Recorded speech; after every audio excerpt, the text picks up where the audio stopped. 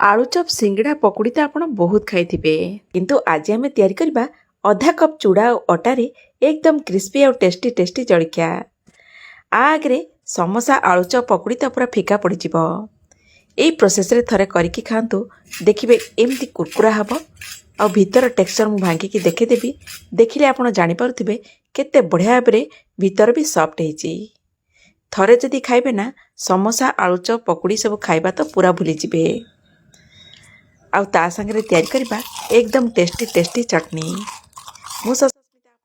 मु सस्मिता आपण मन को स्वागत करुच्ची मोर यूट्यूब चैनल ले। जदि वीडियोटी भल लगिबो प्लीज वीडियोटी को लाइक कर देबे, अन्य मन को सहित शेयर करिया को भूलिबे नहीं, मो चैनल को सब्सक्राइब कर देबे। तेबे चलंतु वीडियोटी स्टार्ट करिबा। प्रथमे चटनी तैयारी करिबा। चटनी तैयारी करिया पई गोटे ब्लेंडर रे दुईटा टमाटर, दुईटा कंचा लंका, टिके अधिका परिमाण रसुण नेबे। रसुणर फ्लेवरटा भल लगिबो। एठी गोटा रसुण पूरा मु यूज कर देछि। धनिया पत्र, स्वाद हिसाब रे लुण, अल्प टिके पानी ऐड करिबा। भल भाबरे चिकन करके ब्लेंड करि नबा। एई चटनीटा आ संगे खाइबे ना आहुरी टेस्ट तार बढ़ी जिवो। चटनी रेडी हो गला। चलंतु जिबा नेक्स्ट प्रोसेस को। एठी मु नेछि चूड़ा, पाखापाखि आधा कप चूड़ा नेछि मेजरिंग कप रे। गोटे गिना सेट कर नेबे। से गिना रे सब मेजरमेंट करिवे। चूड़ा को भल भाव में 2-4 थर करके धोईदेली। धोइला परे मु पानी पकेकी पाखापाखि 2 ରୁ 3 मिनिट पई रखिदबा। चूड़ाटा टिके पानी रे फुली जिवो। तापरे आमे कोन करबा, चूड़ा को कोन करबा एमती चिपुड़ी की पानी सब बाहर कर दबा आ गोटे जगह रे काढी नबा। देखंतु चूड़ा को चिपुड़ी की पानी बाहर कर देली, गोटे जगह रे काढी नेची। एठी गोटे ब्लेंडर नै गली। एथिरे पकै नबा चूड़ा। चूड़ा को जो चिपुड़ी की काढी थिली ताको पकै नेली। सेथिरे पकै नेबी आधा कप अटा, माने आधा कप चूड़ा रे आधा कप अटा, माने गोटे गिना सेट करि नेबे। सेथिरे सबु मेजरमेंट करिवे।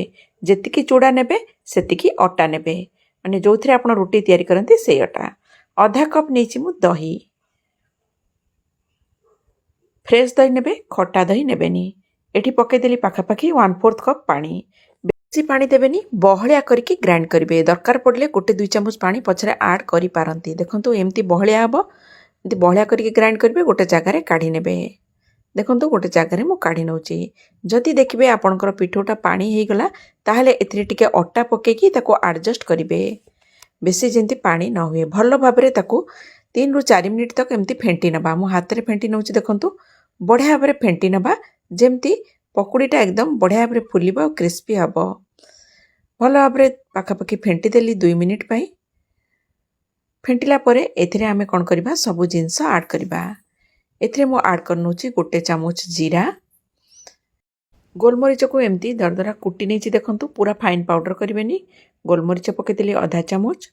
सेथिरे पके देबा अदार छेचा। अदा को भल भाबरे छेची देची।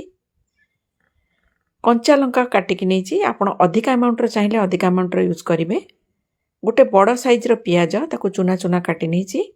सेथिरे पके देबा भृसुंग पत्र फ्लेवर पई।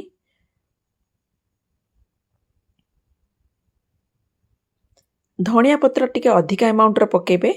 पाखापाखि 2 मुठा पाखापाखि धनिया पत्र पके नेची। स्वाद हिसाब रे लूण पके नबा और सेथिरे पके नबा 1/4 टीस्पून बेकिंग सोडा। तापरे सबु जिंस को भल भाबरे मिक्स कर दबा। आपण देखिबे ई स्टेज रे जदि पिठोटा आपन को पानी पानी लागिबो ताहले आपण कोन करिवे ना एथिरे 1/4 कप अटा ओ ऐड करि देई पारंती। किंतु एमती बहलिया करिके आपण ग्राइंड करिवे, जा फळे रे पकुड़ी जेतबे छाणिबे ना सेटा जेमती भल भाबरे फुलिबो औ फेलिबनी। एना मु तेल को गरम करि नेछि। तेल हल्का गरम होला परे एमती करिके छोटो छोटो, बेसी बड़ करिवेनी, एमती छोटो छोटो करिके आमे फ्राई करिबा। सबु जाक लो मीडियम फ्लेम रे फ्राई करिवे। बेसी हाई फ्लेम रे करिवेनी, काहेकि ना हाई फ्लेम रे जदि करि देबे ना संगे संग ऊपर कला हे जिवो, भीतर कंचा रहिबो। मीडियम फ्लेम रे करिबा, धीरे धीरे हबो, ताहले सबु आडू इवनली बढ़िया भाबरे कुक हबो। भीतर तक जेमती कंचा रहिबनी। गोटे पटे टिके हल्का गोल्डन ब्राउन हैला परे आमे याको उल्टेबा।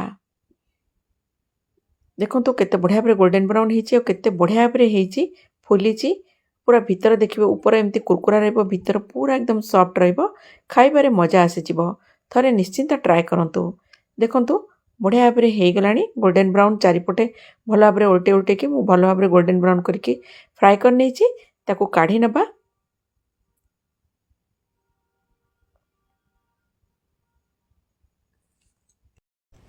गोटे जगह काढ़ला आउ थे जो पकुड़ी गुड़ा अच्छे ताकू भी सेमती करके छोट छोट करके फ्राए कर नौची।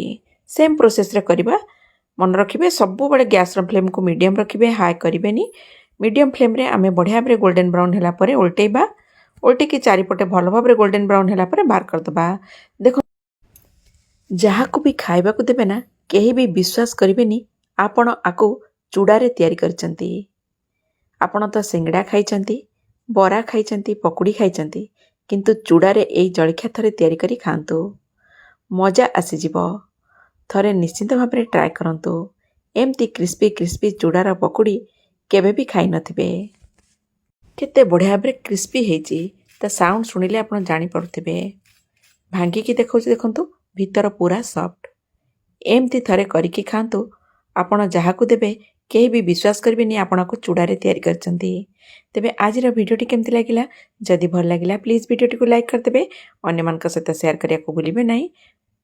तेबे रहुछि पुणी देखा हबो गोटे नुआ भिडियो रे। जय जगन्नाथ।